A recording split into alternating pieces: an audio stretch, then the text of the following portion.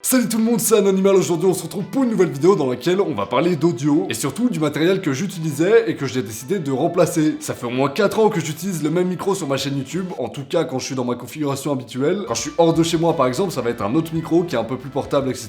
et qui va se fixer au-dessus de la caméra. Ça va être le Rode VideoMic Pro qui là est au-dessus de la caméra par sécurité. Si jamais le micro qui est au-dessus de moi foire, il y a ça en relais et le son est vraiment pas dégueu. Bref, depuis très longtemps sur cette chaîne YouTube, j'utilise ce micro là qui est le T-Bone SC450 USB. Donc ça c'est la boîte du micro et il est à l'intérieur puisque je ne m'en sers plus.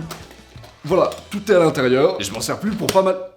Calme-toi! Je m'en sers plus pour pas mal de raisons. Ce micro-là, faut savoir que c'est un micro USB, ça veut dire qu'on va le brancher directement sur l'ordinateur et enregistrer via un logiciel de capture sur le PC, etc. Et presque tout le monde utilise un logiciel qui est très simple et extrêmement moche, qui s'appelle Audacity, c'est ce que je faisais aussi. C'est un logiciel qui permet de faire de la prise de son, mais aussi d'appliquer 2-3 effets sur de l'audio si vous voulez. Mais honnêtement, c'est un peu de la merde. Si vous voulez vraiment traiter le son proprement, etc., utilisez un truc du genre Adobe Audition, qui est un logiciel fait pour ça. Audacity, c'est vraiment fait pour de l'enregistrement pur et dur. Il y avait donc deux gros problèmes qui étaient liés au fait que le micro était branché directement sur le PC. Le premier, c'était que si le PC s'arrêtait pour une raison quelconque pendant que je tournais ma vidéo, et ben je perdais tout le son.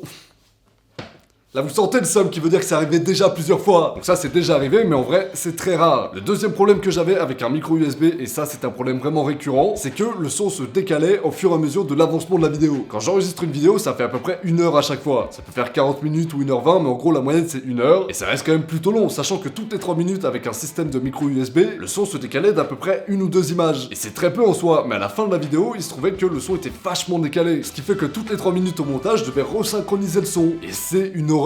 C'est pas nécessairement lié au micro, j'en ai testé plusieurs en USB, j'ai testé plusieurs logiciels de capture, essayé de les configurer différemment, etc. J'ai toujours eu le même problème. Donc ce problème, je le comprends pas et j'arrive pas à le régler, donc ça me saoule. Et en plus de ça, au montage, je perds énormément de temps. Entre une demi-heure et 40 minutes pour chaque montage, juste parce qu'il faut remettre le son. Bon, j'ai fait ça pendant 4 ans, tu peux bien comprendre que j'en ai jusque là, quoi. Jusque là. À me couler, va. Ça fait du bien de se lâcher un peu. Un autre problème que j'avais avec ce micro, et là vraiment, c'est de ma faute. C'est juste parce que je suis un énorme connard, bah ce micro, il a pris quelques chocs. Vous pouvez le voir ici, je l'ai un peu abîmé, et au fur et à mesure, il commence à déconner un peu, ce qui est normal. À l'arrière, l'endroit pour brancher le micro est rentré carrément à l'intérieur du micro, ça s'est juste décollé, donc c'est un peu flippant. Dans le fond sonore des dernières vidéos que j'ai tournées avec ça, il y avait un petit sifflement. Et c'est ignoble, personne va entendre ça. Tous ces problèmes font qu'il était temps de changer complètement de matériel audio. Ah oui! J'ai un truc qui témoigne pas mal de la violence qu'a pu subir le micro. Ce truc-là, c'est ce qui tenait le micro. Ça se fixe dessus comme ça, voilà, et vous pouvez le mettre sur un trépied ensuite. Mais ce que je viens de remarquer, c'est qu'il était rond à la base. Ça fait quelques vidéos que je tourne déjà avec mon installation actuelle, fallait que je puisse la connaître un petit peu vraiment avant de vous en parler. J'ai donc changé complètement déjà de type de micro, histoire de m'adapter vraiment à mes besoins actuels. J'ai choisi le Rode NTG2, c'est un micro qui vaut à peu près 200€. En vrai, un micro, dès qu'on passe sur un truc un peu professionnel, ça devient vite très cher. Et celui-là, pour être très honnête, même si c'est 200€, il est très raisonnable. Pour des vrais micros qui sont très professionnels, qui sont faits pour de la voix off ou de la radio, des trucs comme ça, on arrive très vite dans des prix qui sont genre 2000€. Je sens plus mon pouls là.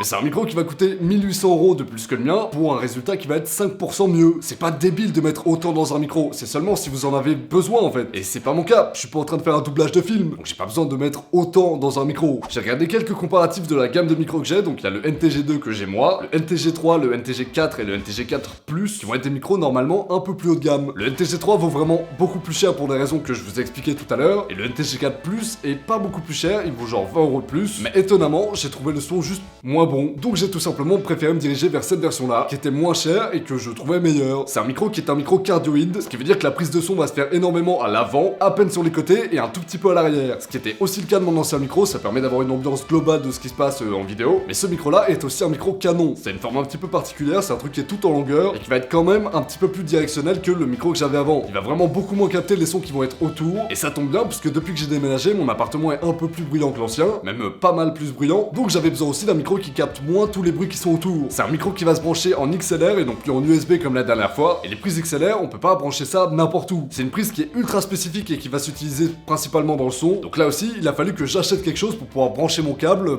quelque part, et surtout, indépendamment de mon PC. Vraiment, il me fallait un truc externe. S'il y a plus de courant pendant 2 jours chez moi, je peux quand même tourner des trucs. Il y aura plus beaucoup de lumière, mais je peux. Cet enregistreur externe là, c'est en fait une mixette, c'est de la marque Tascam, et je me souviens absolument plus de la référence exacte, donc Là voilà, j'ai choisi cet enregistreur là et non pas le Zoom H4n que tout le monde utilise, tout simplement parce qu'il coûte à peu près la même chose et qu'en termes de son, c'est mieux. Pour une raison qui est très logique, sur le Zoom H4n, il y a des micros qui sont intégrés à l'appareil. Et ces micros là, je m'en serais jamais servi, donc autant prendre un Zoom qui a pas de micro, pour le même prix et qui va traiter un petit peu mieux le son. Cette mixette là, elle vaut à peu près 200 € et là encore... Bah c'est cher putain. Vous pouvez brancher jusqu'à 4 micros en même temps sur cette mixette, et vous pouvez aussi faire en sorte que chaque micro qui est branché à cet appareil ait sa piste dédiée. C'est-à-dire que quand vous enlevez la carte SD de l'enregistreur, au lieu d'avoir une piste audio avec les 4 micros qui sont enregistrés en même temps sur une seule piste, vous allez avoir un enregistrement différent par micro. Et c'est ultra pratique par exemple si vous mettez un micro-cravate sur chacune des personnes qui apparaissent dans votre vidéo, parce que vous pouvez choisir de monter ou baisser le gain des personnes que vous voulez. S'il y a Roger qui dit de la merde dans ta vidéo en fond, et que les deux personnes devant disent des trucs intéressants, bah tu peux couper complètement la piste audio de Roger et laisser les deux personnes parler correctement. Il y a pas mal d'autres trucs un peu plus poussé sur cette mixette, mais honnêtement, je m'y connais pas assez pour pouvoir vous en parler bien en détail, etc. Donc je vous laisserai dans tous les cas tous les liens dans la description, histoire que vous puissiez vous renseigner de vous-même. Mais les avantages que je trouvais principalement à cette mixette, pour vous résumer le tout, c'est qu'elle est sur batterie, enfin plutôt sur pile, donc complètement indépendante d'un PC, que le traitement qui est fait du son est très bon, qu'on puisse brancher plusieurs micros dessus si besoin, qu'il y ait pas mal de réglages à faire, et en plus de ça, cette mixette peut se visser entre le trépied et votre caméra. Donc vous pouvez voir exactement depuis combien de temps ça tourne, et si ça tourne encore. Là par exemple, je sais que je tourne depuis 58 minutes 19, voilà, ça c'est la petite info pour vous. C'est pratique, et bah ça fait qu'on n'a pas besoin non plus de chercher un emplacement où mettre la mixette. Vous avez pas à la foutre par terre ou chercher un endroit où la mettre sous la table, etc. Vous la mettez juste entre le trépied et la caméra. Voilà, c'est à peu près tout ce que j'avais à vous dire sur mon nouveau matériel audio, et pour être très transparent vers vous, une marque de micro m'avait contacté pour qu'ils puissent m'envoyer un micro au moment où mon ancien micro commençait à mourir un peu, et au final j'ai décidé de tout choisir et m'acheter moi-même, même si au final ça m'a coûté 400 €, parce que ça me permettait d'avoir vraiment le micro et le setup dont j'avais besoin. Pour finir avec mon ancien micro, c'est honnêtement un très bon micro. J'ai eu quelques problèmes avec, mais tous ne sont pas liés directement à lui. C'est un micro qui vaut 80 € seul, et pour le prix, c'est juste ultra bien. Je voulais aussi vous en parler parce que vraiment, là, l'installation coûte cher. Et pour ceux qui ont beaucoup moins de budget à mettre dans l'audio, bah c'est une très bonne alternative que j'ai utilisée pendant très longtemps et que j'étais très content d'utiliser pendant longtemps. Honnêtement, s'il avait pas commencé à faire un bruit de fond horrible, je pense que je l'aurais même pas remplacé. Donc c'est pas de la merde, et si vous en avez besoin, je vous mettrai aussi le lien de ce micro en description. Bref voilà, j'espère que cette vidéo vous aura plu. Si c'est le cas, n'oubliez pas de mettre un like et de vous abonner à la chaîne pour que je puisse devenir riche et célèbre. Ceux qui sont pas abonnés et qui regardent toutes les vidéos, je vous vois, hein. Quant à moi, je vous retrouve très bientôt pour une prochaine vidéo. Salut à tous, ciao.